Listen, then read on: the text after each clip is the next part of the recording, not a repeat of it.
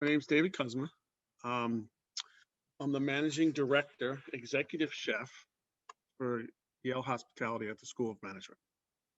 I've been cooking 35 years now. I've been at Yale 20 years now, and at the School of Management for 6.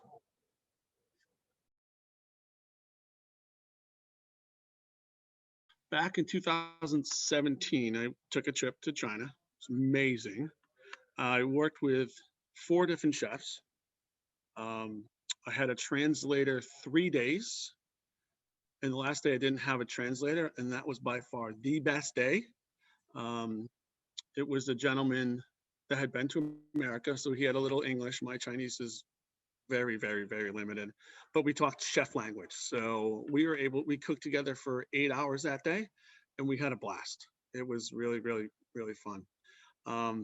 So that was at the Poly Theater in Beijing at the Tea Garden, and we made a whole bunch of dumplings, but this was one of my favorite ones. This is actually, we're doing a Zoom cooking class tomorrow for the students here at SOM.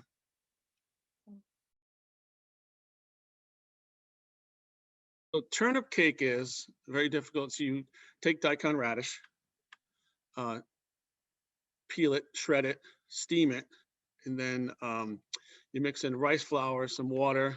I like it with some ham in it. That's the way they taught me how to make it. Ham, black mushrooms, and you form it into basically a loaf pan, and you steam it again. So it really, it's the consistency of thick mashed potatoes that you can cut. Okay. So then you put a little rice flour on it and you sear it on the flat top. We use the flat top, they used to wok. And then you can use hoisin sauce. I like oyster sauce on mine, but it's absolutely fabulous. So the school is very global. We have a lot of students from outside of the US. So I've learned a lot from the students. One gentleman was from Ghana. He was teaching us how to make some food. It's like, this is great. He came back, he brought his mom's recipe back. We were in the kitchen. So that kind of started a whole trend of different folks that were coming in, like, here's my mom recipe, let's make it. So that was very, very interesting. So it's just really fun because you have students from all walks of life and certain things I have no idea about. Gentleman was from Afghanistan. I had no idea about that. And we made his mom's recipe and I thought I ruined it. And I shot him a video and he said, oh my God, it's perfect. So we interact with a lot of students here to do that sort of stuff. 2 things. One was my mom, who was not a good cook, and my grandmother was absolutely phenomenal cook. She's Ukrainian. So grandma's always your best critic and your most honest critic because she'll just tell you the way it is. So yeah, that was really inspired me to cook. And she actually cooked. We had a pierogi recipe, which finally got handed down to me after my probably 40 years of asking. And we made it, and it was great. You know, you bonded with grandma and you made something that was from your childhood that just makes you happy. My favorite dish and probably one of the most difficult dishes to cook is roast chicken well. You know, you want the skin crispy, you want it to have flavor, you don't want it to be overcooked. So it's simple things like that.